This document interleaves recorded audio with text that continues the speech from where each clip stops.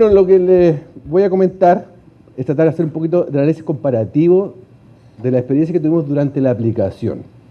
No, los resultados de la aplicación los vamos a escuchar después de almuerzo, pero quiero comentarles algunas similitudes, diferencias que encontramos no solamente en la infraestructura portuaria, son dos puertos que vamos a hablar, el puerto Matarani y el puerto de Arica. En el caso, inicialmente se había también incorporado el puerto de Hilo, pero finalmente el Ministerio de Transporte y Comunicaciones del Perú priorizó que la aplicación piloto se hiciera con un cierto nivel de detalle en el puerto de Matarani.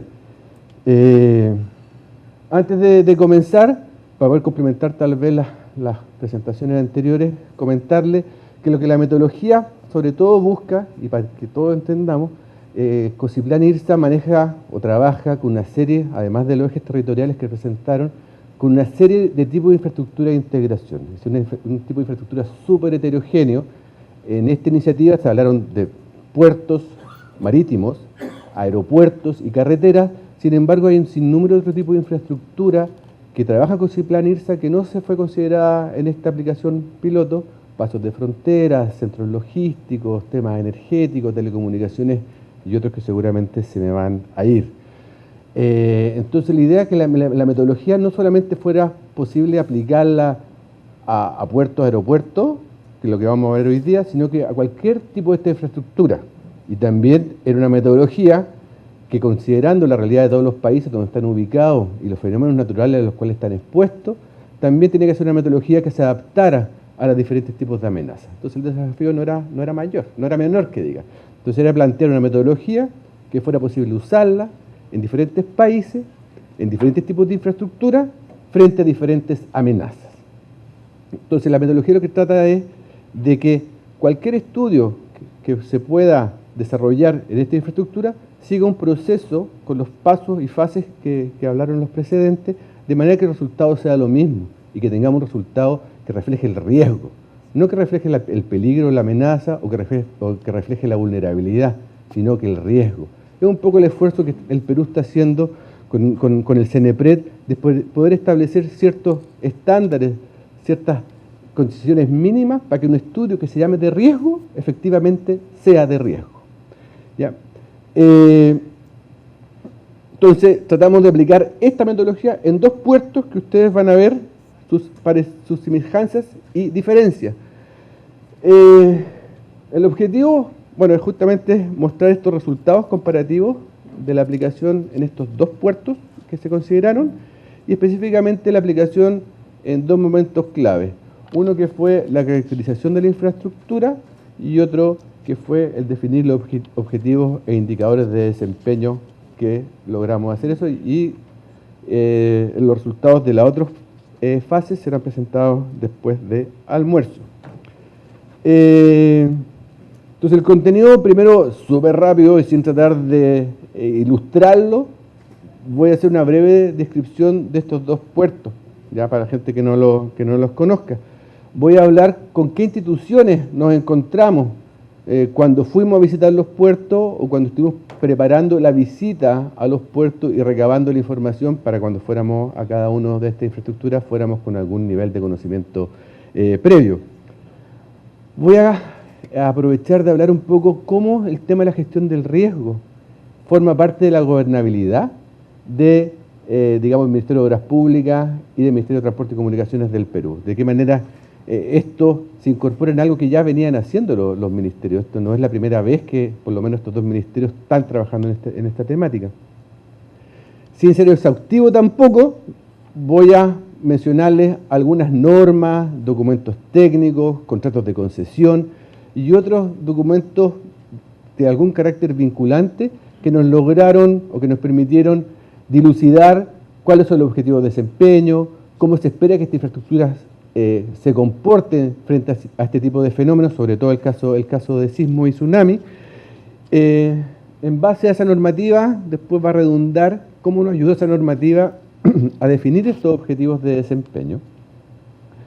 Después vamos a contarles cómo nos fue cuando empezamos a recabar información, para finalmente decirles con toda esta información que recopilamos en estos dos pasos, cómo conversando con los operadores de esta infraestructura, logramos enfocarnos en algunos componentes, ¿ya? Si el tiempo fuera limitado y los recursos fueran limitados, podríamos haber estudiado todas las infraestructuras de integración de todos los ejes de IRSA-COSIPLAN. El tiempo era limitado, los recursos eran limitados, entonces había que empezar a tomar decisiones, como todos los días, en diferentes cosas. Entonces, por lo menos yo les voy a ilustrar de cómo se tomó la decisión en estos puertos, cómo le pusimos el ojo y por qué le pusimos el ojo en algunos componentes y no en todos los componentes, al igual como Jori presentó hace un rato atrás, cómo partimos de 5 infraestructuras por cada país para llegar a 2. Entonces el puerto de Arica. El puerto de Arica está ubicado acá, ¿ya? Está metido en la ciudad de Arica, donde todos los camiones que entran y que salen al puerto tienen una aproximación por este lado de la ruta que por lo general conecta con Bolivia. Entonces, digamos, es un puerto que está dentro de la ciudad. De hecho, cuando estuvimos allá, mucha gente, la preocupación era cómo los contenedores y otros materiales que están en el puerto, en el caso de un tsunami, van a afectar a la ciudad. Es decir, la gente de la ciudad, más que el miedo del tsunami, le tiene miedo a los contenedores que va a traer el tsunami, los barcos que va a traer el tsunami. Una condición bien particular del puerto, ¿ya? Después vamos a ir más en detalle. ¿Ya? Aquí una visión del puerto, se desarrolla aproximadamente en 40 hectáreas, tiene algunas áreas portuarias que están fuera de tiene un antepuerto, camino también a Bolivia, y tiene una serie de muelles atracaderos. Por ejemplo, este muelle, después vamos a verlo más en detalle, el muelle es un muelle asísmico, un muelle sismo resistente, un muelle que fue exigido al concesionario al momento de la firma del contrato de concesión para asegurar tener por lo menos un elemento dentro de todo este puerto que efectivamente haya sido concebido desde el comienzo con criterios sismo resistentes. El puerto de Arica es súper clave para el comercio con Bolivia. Hay un tratado de paz y amistad firmado entre Chile y Bolivia que Chile asegura el tránsito, no sé el término diplomático que se utiliza, pero el tránsito fluido de la carga que entra y que sale de Bolivia a través de los puertos de los puertos de Perú, donde este puerto, junto con otros, es súper importante para el cumplimiento de ese tratado de paz y amistad, ¿ya? Aquí ustedes pueden ver un poquito una foto más cercana del puerto. Este es el muelle asísmico, me gusta hablar de sismo resistente a mí, ¿ya? Y como pueden ver, es un puerto donde su principal, y después vamos a ver con más detalle, donde los temas, el movimiento de contenedores es gran parte en este momento del movimiento actual del puerto y también uno de sus principales cuellos de botella. Aquí una idea para que se den cuenta del tipo de la cantidad de carga y cómo se ha ido desarrollando a lo largo del tiempo. Una cosa súper importante es ver que el total de la carga que se maneja en este puerto es carga boliviana. Entonces, si estamos hablando de integración, este puerto es súper importante para la integración, por lo menos con Bolivia, es requete importante, ¿ya? Y aquí ustedes pueden ver el tipo de carga que maneja este puerto. Y después vamos a ver las diferencias que tiene con Matarani. Justamente Matarani tiene un poquito invertido estas cosas. Matarani en este momento es casi puro granel, ¿ya? Y tiene así un plan de desarrollo de contenedores. Y también, bueno, Puerto Arica también quiere desarrollarse en otro tipo de carga. Pero actualmente, como ustedes vieron en la foto, son contenedores y creo que otra cosa importante es que gran parte del tráfico de carga que pasa por este puerto es carga que va o viene de Bolivia. Puerto Matarani, ¿ya? Esta es una foto aérea del puerto de Matarani.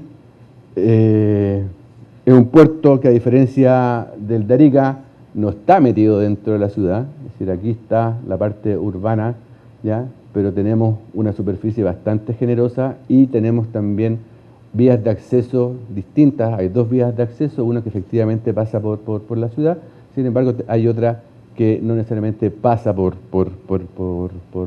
la ciudad. Es diferente, es bastante distinto. El de Arica está a nivel del mar, bueno, este también está a nivel del mar, sin embargo aquí hay una hay una diferencia de altura bastante considerable entre esta zona que está en la parte alta donde se ubica la ciudad con la parte que está expuesta, digamos, al tema de tsunamis, que es la parte más bien baja. Hay silos de grano, hay galpones de minerales, es otro tipo de la estructura. También hay partes habilitadas para contenedores, sin embargo, por lo menos cuando tuvimos la oportunidad de visitarlos, se veían contenedores, pero no en la cantidad que uno ve en el puerto de Arica.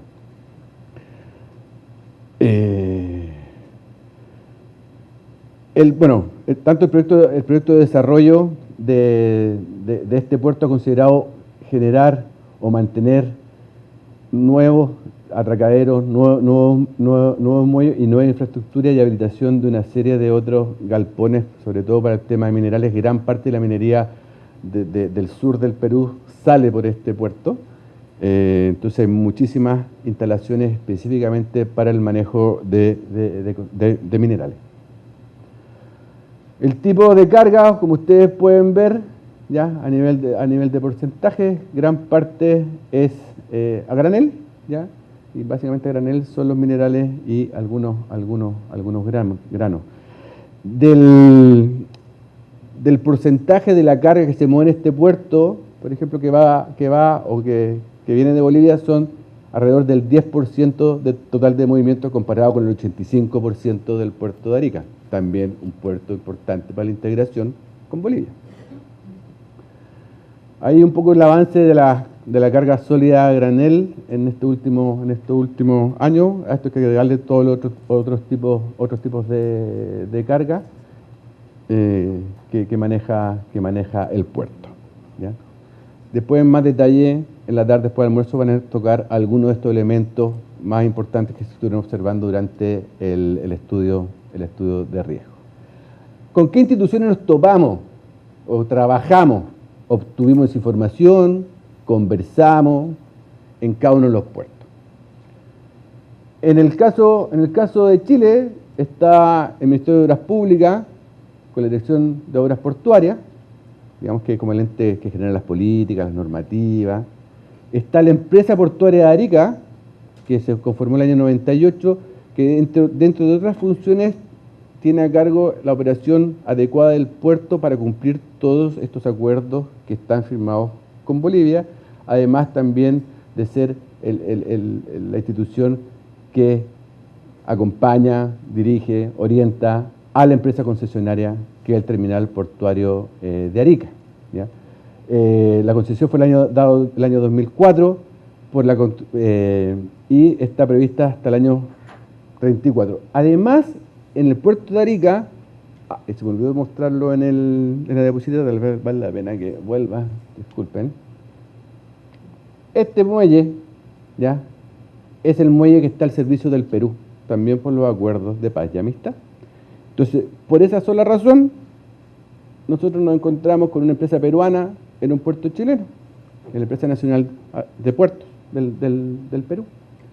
En el caso del Perú y en el caso del puerto de Matarani, porque si vemos esto mismo al puerto de Hilo, obviamente que son otras instituciones, pero en el puerto de Matarani, obviamente está el MTC a través de su Dirección General de Transporte Acuático, que ve tanto los puertos marítimos como los puertos fluviales, la Autoridad Portuaria Nacional, que es el que maneja la estrategia del Sistema Nacional Portuario del Perú, está OCITRAN, que es la institución encargada de la supervisión, regulación de todas las concesiones que tengan que ver con infraestructura de transporte, lo cual aplica para el puerto de Matarani, y tenemos la empresa concesionaria TISUR, que tiene ese periodo de concesión y que aquí hay un representante el día de hoy, si cualquier cosa que me corrigen, ¿ya?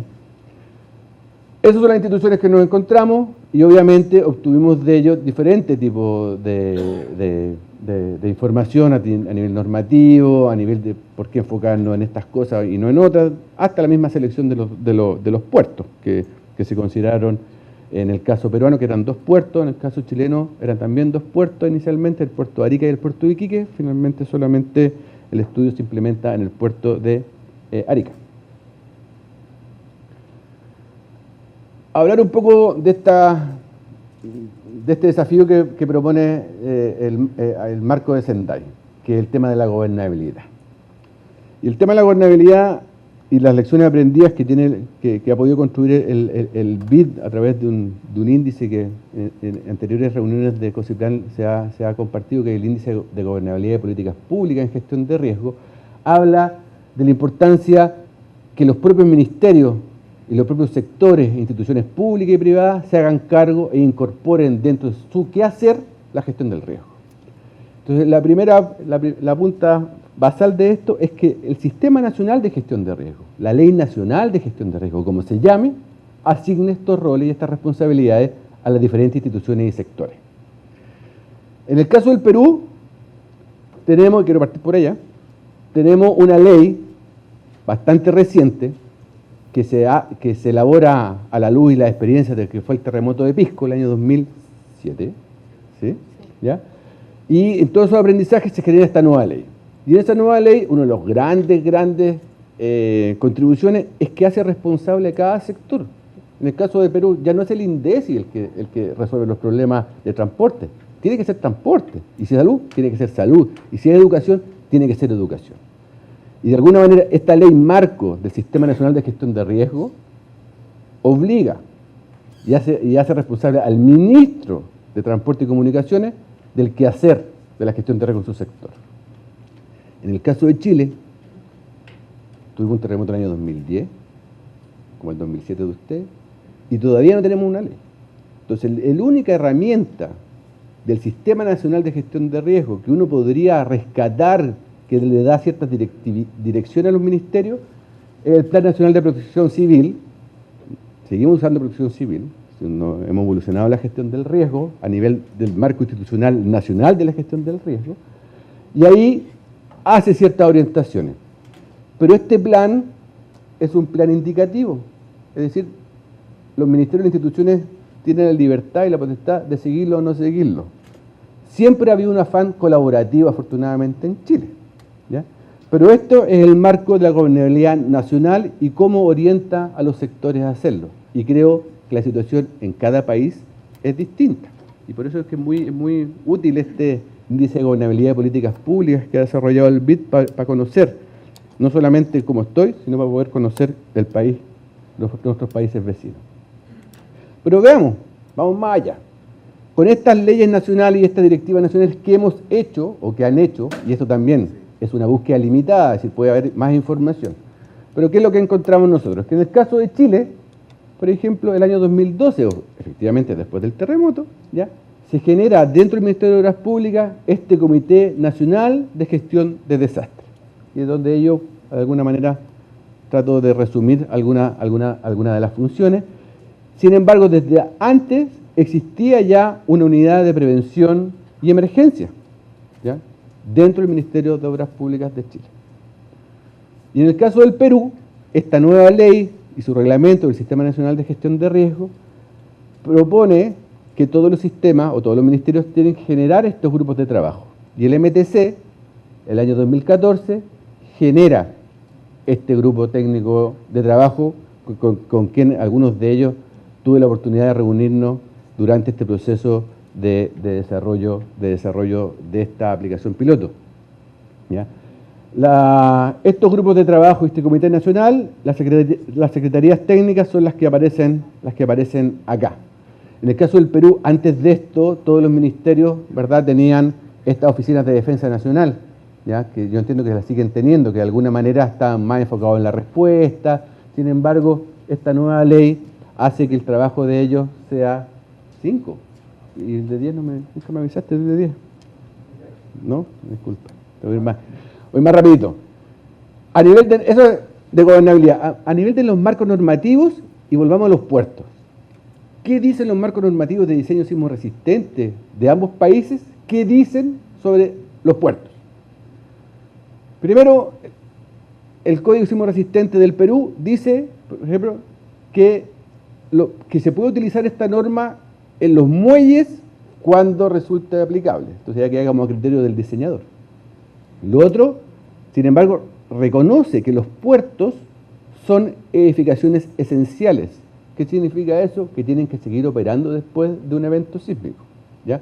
Aunque la norma no aplique, categoriza los puertos como algo que tiene que seguir funcionando después de un desastre sísmico. ¿Qué dice la norma chilena? La norma chilena dice, no aplica para muelles. Lo dice explícitamente. ¿Ya? La norma sísmica dice, no, yo diseñé este muelle usando la norma de diseño sismo resistente chilena. No, la norma dice que no aplica para muelles. Sin embargo, hay una serie de otras normas que tiene Chile que, sin decir que aplican para muelles, que aplican para puertos, sí se pueden utilizar para puertos. Y aquí se mencionan algunas. El diseño sísmico de estructuras e instalaciones industriales, el diseño sísmico de componentes y sistemas no estructurales, que eso está en casi cualquier tipo de estructura. Y esta que me soplaron antes de esta presentación, hay una serie de normas del Ministerio de Vivienda y Urbanismo de Chile que aplican, que tienen que ver con tsunami. Esto fue un descubrimiento de hace un par de horas casi, ¿ya? Entonces puede ser que tanto en el caso peruano como en el caso chileno esté quedando corto con algunas normas, pero esto es lo que logramos recopilar hasta el día de hoy. Pero ahora metámonos en normas que tengan que ver, o documentos que tengan que ver con puertos, ¿ya? ¿Y qué sale en esos documentos que tienen que ver con puertos? La documentación que pude revisar en el caso peruano, encontré tanto en la Norma Nacional de Seguridad Portuaria como en la Ley y el Reglamento del Sistema Portuario Nacional, explícitamente dicen que los puertos tienen que tener planes de respuesta y de evacuación frente a sismos y tsunamis. Explícito, y así lo vemos. Es decir, fuimos a los dos puertos tienen estos planes, tienen las rutas de evacuación, hacen simulacros, perfecto. En el caso de Chile, encontramos este documento, puede ser que haya más también, ¿ya? Y este documento empieza a detallar, bueno, cómo puedo o qué métodos de diseño sísmico puedo usar para diseñar los elementos de un puerto para evitar el colapso. Y en fin, qué efectos del tsunami y sismo tengo que considerar para los estudios geotécnicos cuando estoy diseñando un puerto. Y en fin, y una serie de obras de protección contra tsunami. Esta es una guía, no es una norma, sin embargo, orienta. Fuimos más allá, dije, contrato de concesión. Dije, miremos qué dicen con los contratos de concesión de estos dos puertos. ¿Ya? Y revisamos los contratos de concesión. Y sin tratar de leer entre líneas, sino tratar de leer las cosas que salen explícitas. Por una parte, ambos hablan de seguros. Y yo creo que bien, es decir, la tendencia de transferir la operación también transfiere el riesgo de operarlo. Entonces, dentro de transferir el riesgo de operarlo, yo creo que está este tema de transferencia del riesgo que podemos ver más adelante. Sin embargo, en el caso de Perú, el seguro dice explícitamente el tipo de seguro que tenés que tomar, ¿ya? Y aparece aquí el terremoto, ¿ya? En el caso de Chile no es tan claro. Uno lo puede tomar a todo riesgo, fuerza mayor, pero la palabrita terremoto, tsunami que andábamos buscando para ver si aplica, no es tan evidente. Sin embargo, entre líneas uno podría decir, efectivamente, yo debería tomar un seguro frente a este tipo de fenómenos a todo evento. Además, en el contrato de TISUR aparece nuevamente el plan de emergencia, aunque salen las normas y en la ley y reglamento del Sistema Nacional Portuario, aparece además en el contrato. En Chile no aparece, sin embargo existen estos planes de prevención de riesgos. Y todas las obras concesionadas en Chile, sean puertos, carreteras, aeropuertos, tienen que tener un plan de prevención de riesgos durante la época de construcción y operación. Lamentablemente, estos planes nacionales, estos planes de prevención de riesgos todavía están muy enfocados en la seguridad industrial, aunque mencionan los fenómenos naturales, no profundizan, pero es una gran oportunidad, ya creo, para el Ministerio de Obras Públicas de Chile, que estos planes de prevención de riesgo sean a todo riesgo, y no solamente este tipo de fenómenos. Ya estoy terminando. Los objetivos de desempeño, que era la otra fase, es decir, bueno, yo quiero proteger el puerto, pero ¿para qué lo quiero proteger? Lo quiero proteger para que la gente no se me muera, lo quiero proteger para que siga funcionando, lo quiero proteger para no perder dinero, lo quiero proteger para no contaminar el ambiente. ¿Por qué lo quiero proteger?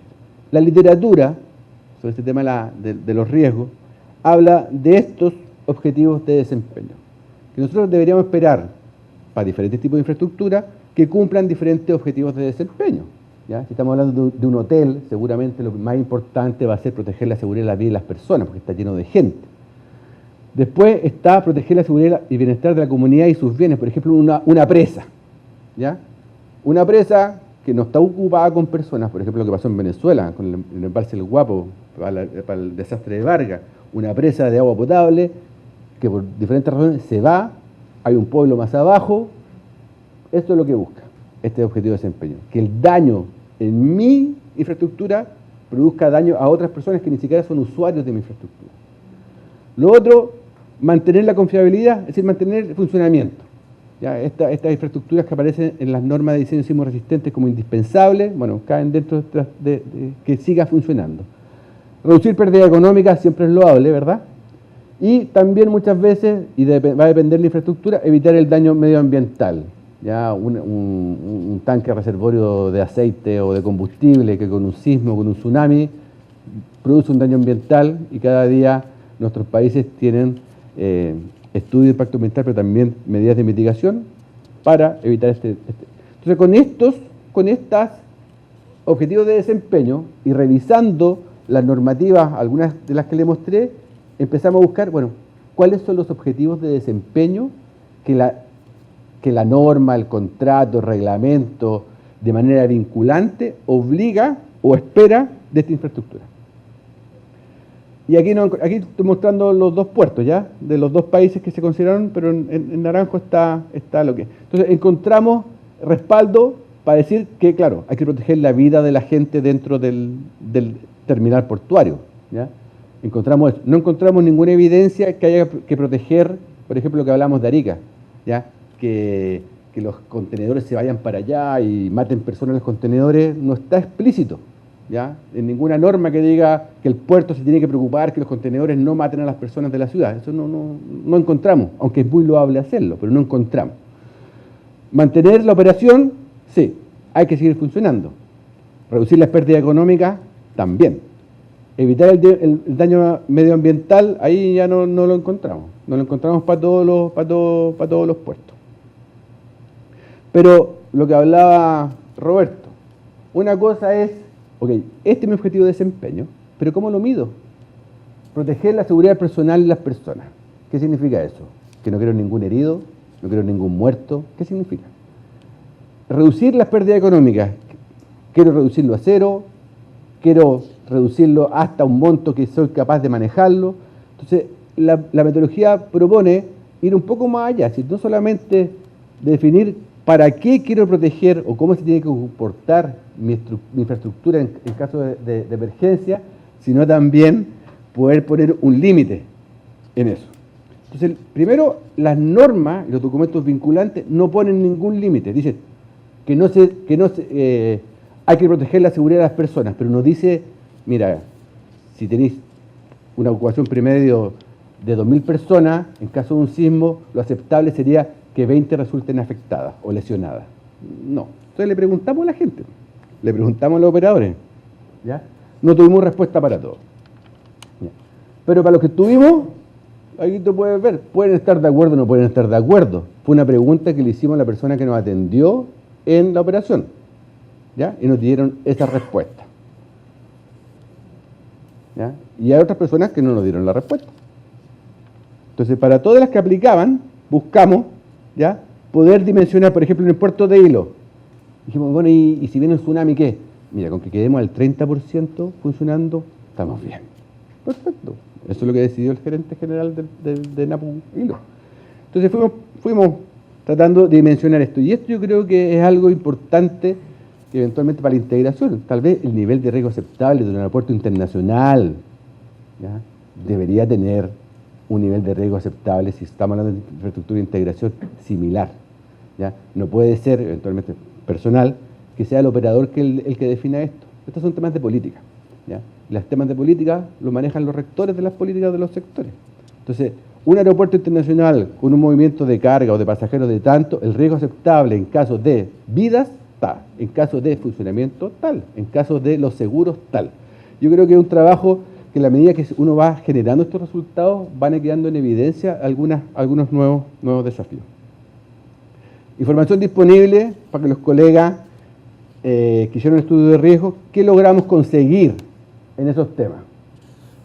Todas las ciudades, sobre todo en puertos, tienen cartas de inundación. Como ustedes pueden ver, los puertos están todos en la zona roja. Este es el puerto de Arica, ¿ya? Es decir, todo el puerto se va a ver afectado por un tsunami. El puerto Matarani, como decía, la parte baja del puerto también está la carta de inundación por tsunami. Además de la carta de inundación, encontramos para el caso tanto de Arica como de Perú, estudios de modelaciones de tsunami. No solamente carta de inundación que te mide de alguna manera la cota que a donde ha llegado la inundación, sino modelos ya más probabilísticos de cómo se comportaría la inundación debido a un tsunami. A nivel de peligro sísmico, y aquí solamente podría haber listado muchos más documentos, a nivel de peligro sísmico hay un documento, ¿ya?, que refleja el estudio del norte de Chile, ¿ya?, y en el caso también todo un proyecto que desarrolló la Universidad Católica de Chile para desarrollar esta amenaza sísmica en el norte. Y hay más, solamente estoy poniendo nosotros. En el caso de Matarani es lo que uno encuentra que uno nunca encuentra. Es una joyita, ¿ya? En el caso de Matarani encontramos esto. Encontramos un estudio de peligro sísmico del puerto de Matarani, ¿ya?, hecho por la empresa concesionaria. ¿Por qué? Porque le interesó, no porque se lo obligaron, ¿ya?, no porque estaba dentro del plan de desarrollo, sino por una responsabilidad de incorporar el tema del riesgo como dentro del modelo de negocios, ¿ya? Y esto no lo encontramos en todas partes, ¿ya?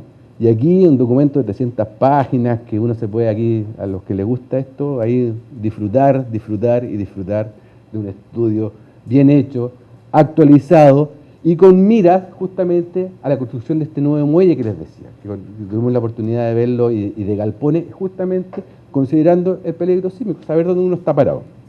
Pero esto es un estudio de peligro, no es un estudio de riesgo, ¿ya? Y nosotros hicimos un estudio de riesgo. Un poco de la información que recopilamos, había informaciones de caracterización de la amenaza, algunas de condiciones de sitio, tipos de suelo, geomorfología, en fin, características físicas de algunos o no había, o no conseguimos obtenerlas, y después tipo de planimetría para hacer modelaciones y tener información sobre dimensiones y otro tipo de información. Esto es solamente puerto de Matarani. El puerto de Arica también se encontró información similar. Yo creo que ahí ya me he pasado. Ya. ¿Cómo priorizamos cómo se priorizaron estos componentes que finalmente fueron estudiados? En el caso del Perú, ustedes vieron graneles, gran parte era granel, y gran parte de ese granel son minerales. Minerales tienen una ruta de minerales desde que se almacena en el puerto hasta que se mete al barco. Se analizó todo eso porque esa es la ruta crítica que de alguna manera es la más importante en este momento para el puerto de Matarani. El edificio administrativo porque están las personas, ¿ya? Y nos interesa proteger la vida de las personas, entonces estudiamos dónde están las personas. Y un sistema de líneas vitales que permite que el puerto siga funcionando. Faltó la línea de grano, faltó la zona de contenedores, faltaron una serie de otras cosas. En el caso de Chile, y un poco diciendo lo que decía Roberto, esta auditoría, efectivamente, la EPA, la empresa portuaria de Arica, decidió, mira, hicimos un puente sismo resistente, hicimos que haya un muelle sismo resistente, tenemos esta oportunidad, queremos ver si es sismo resistente. Es una decisión soberana de la empresa, ¿ya? Y se utilizó este estudio, ¿ya?, efectivamente para hacer una auditoría de una obra que estaba dentro del contrato de concesión. El edificio administrativo, justamente también por el tema de la protección de la vida, donde están las personas, y las grúas, porque es tan importante, si es un tema de contenedores, donde las grúas son súper relevantes para cargar y descargar, ¿ya? Ustedes van a ver que el estudio efectivamente consideró el acceso al muelle, consideró en esta ruta mineral una serie de otras conexiones para asegurar que si bien era un estudio que prioriza el análisis de riesgo en ciertos componentes, permitiera tener una apreciación general del funcionamiento del puerto como puerto, sin importar si estaba en Arica o estaba en Matarani. Y aquí sí ya terminé. Disculpen. Muchas gracias.